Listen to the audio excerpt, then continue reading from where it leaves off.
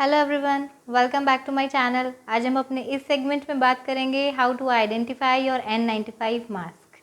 जैसा कि हम सभी जानते हैं कि N95 मास्क या इस तरीके के रेस्पिरेटर्स नॉर्मल मास्क के कंपैरिजन में थोड़े से महंगे आते हैं। तो ऐसा नहीं होना चाहिए कि हम कॉस्ट वही पे करें और उसके बदले में हम फेक मास्क लें।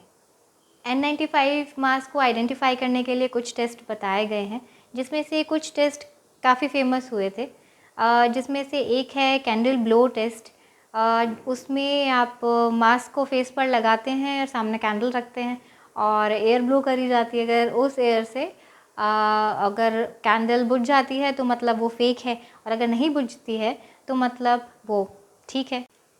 और आप मास्क को कट करके भी देख सकते हैं। तो आपको मास्क को पूरी तरीके से अंदर से खोलना पड़ेगा, काइंड ऑफ वो किसी काम का खास बचेगा नहीं। तो इस तरीके के कई टेस्ट हैं जो कि after purchasing test kind of आप उसे कंसीडर कर सकते हैं।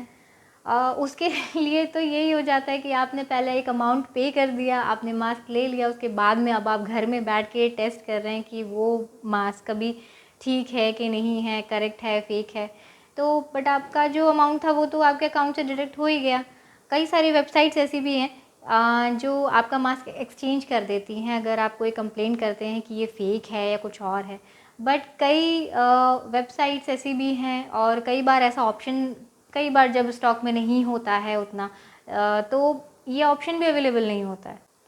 सो आज मैं आपको जो मेथड बताने वाली हूँ बहुत सेफ़र साइड है, ट्रस्ट मी। एंड आपको उसके लिए मास्क परचेज़ करने की भी ज़रूरत नहीं है, आप ऐसे भी पता लगा सकते हैं। बट इन केस अगर आप मास्क परचेज़ कर रहे हैं, आपको डाउट है, तो आप उसका बिना काटा-पीटी करे या फिर बिना उसको ओपन करे भी चेक कर सकते हैं कि ये मास्क ओरिजिनल है और फेक है, कैसा है। एटलीस्ट वो प्रोडक्ट डैमेज नहीं होगा। और इन केस अगर जहाँ से भी आपने उसको ऑर्डर प्लेस करा है वहाँ कुछ ऑप्शन अवेलेबल होगा तो एटलीस्ट आप उसे रिटर्न कर सकते हैं। तो चलिए स्टार्ट करते हैं। ऐसा कोई भी ब्लैंक मास्क जिस पर कोई भी मैटर या लोगो प्रिंटेड नहीं है, सीधी सी बात है वो फेक है। मास्क पर एक्रोनिम ब्लॉक लेटर्स में होना चाहिए या फिर NIOSH का लोगो होना चाहिए।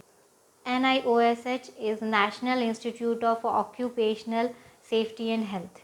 टिप नंबर 2, एज पर CDC center for disease control and prevention, NIOSH correct तरीके से लिखा होना चाहिए। If it's not then please don't go for it.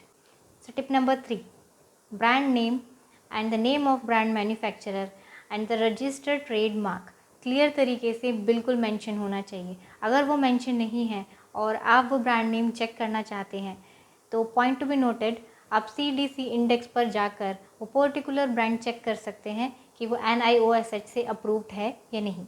या फिर आप अप्रूवल नंबर को वेरीफाई कर सकते हैं NIOSH इक्विपमेंट लिस्ट पे या फिर NIOSH के ट्रस्ट सोर्स पेजेस पर भी जाकर आप उसे चेक कर सकते हैं। CDC इंडेक्स और NIOSH से रिलेटेड लिंक्स मैं आपको नीचे डिस्क्रिप्शन बॉक्स में दे दूँगी, जिससे आपको थोड़ी हेल्प मिले। टिप नंबर 4, मास्क पे testing code and certification plus साथ में अल्फ़ा न्यूमेरिक मॉडल अच्छी तरीके से प्रिंट होना चाहिए। अल्फ़ा न्यूमेरिक मॉडल उसे कहते हैं जहाँ पर नंबर और वर्ड का कॉम्बिनेशन बनाया जाता है। सो बेसिकली N95 जो हम कॉम्बिनेशन में सुनते हैं वो सेपरेट है, N अलग है और 95 अलग है। 95 मास्क का एफिकेसी रेट प्रेजेंट करता है, जिससे ये पता चलता है कि उस मास्क की फिल्ट्रेशन कैपेसिटी कितनी है। इसीलिए मास्क के ऊपर वर्ड्स और डिजिट मेंशन होनी बहुत ज़रूरी है। यही रिप्रेजेंट करेगा कि उस मास्क की फिल्ट्रेशन कैपेसिटी कितनी है।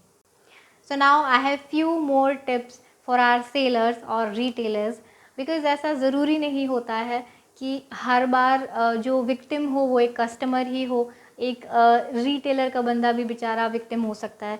बिकॉज ऐसा होता है कि हम तो कस्टमर हैं, हम तो हार्डली 1 बॉक्स 2 बॉक्स इतना ही परचेज़ करते हैं, या फिर ज़्यादा से ज़्यादा 3-4 पैकेट्स मास्क के लिए आते हैं। उसके लिए हम इतना सोचते हैं कि ये फ़ेक है कि नहीं है। बट जो सेलर्स होते हैं वो तो बल्क में ये सारी चीज़ें लेकर रखते हैं अपने पास सेल आउट करने के लिए। तो ऐसा ज़रूरी नहीं है कि वो पहले से ही नकली माल का प्रोडक्शन ही कर रहे हैं और वही आपको पास ऑन कर रहे हैं। हो सकता है वो खुद भी विक्टिम हो। तो सेलर्स के लिए भी ये अवेयरनेस बहुत ज़्यादा ज़रूरी है ताकि वो जाने कि उनको किन किन चीज़ों का ध्यान रखना चाहिए। इतना बल्क में जब आप कहीं से स्टॉक उठा रहे हो, वो असली ला रहे हो या नकली ला रहे हो, क्योंकि उससे फिर लोगों के रिव्यूज़ बहुत ज़्यादा ख़राब आ जाते हैं और फिर आपको आपका माल वेस्ट करना पड़ता है। अगर आप थर्ड पार्टी से माल ख़रीदने जा रहे हैं तो आपके लिए एक्स्ट्रा केयरफुल रहना बहुत ज़्यादा ज़रूरी है। टिप नंबर 1, जहाँ से भी आप बल्क में अपने लिए इतना स्टॉक इकट्ठा कर रहे हैं, उसकी पहले रिव्यू चेक कर लें और प्लस साथ में हिस्ट्री भी चेक करें। बिकॉज़ फेक रिव्यू जनरेट करना और खड़े कर देना बिल्कुल आसान काम है, वो ज़्यादा मुश्किल काम नहीं है। इसीलिए ज़रूरी है आप हिस्ट्री पर भी ध्यान दें। Tip number 2, grammatical mistakes, spelling mistakes, broken links and unfinished pages. जब इन सब चीज़ों का कॉम्बिनेशन बनता है तो आपके काफ़ी हाई चांसेस बन जाते हैं फंसने की, तो इसीलिए बेटर है इन सब चीज़ों का ध्यान रखें। Tip number 3, NIOSH approved manufacturer से डायरेक्टली आप डील कर सकते हैं, जिससे आपको ज़्यादा सोचना नहीं पड़ेगा और आप काफ़ी सेफ़ रहेंगे। I hope you like this video. If you like my video, please don't forget to hit the bell icon to watch my latest updates, and please do like and subscribe my channel.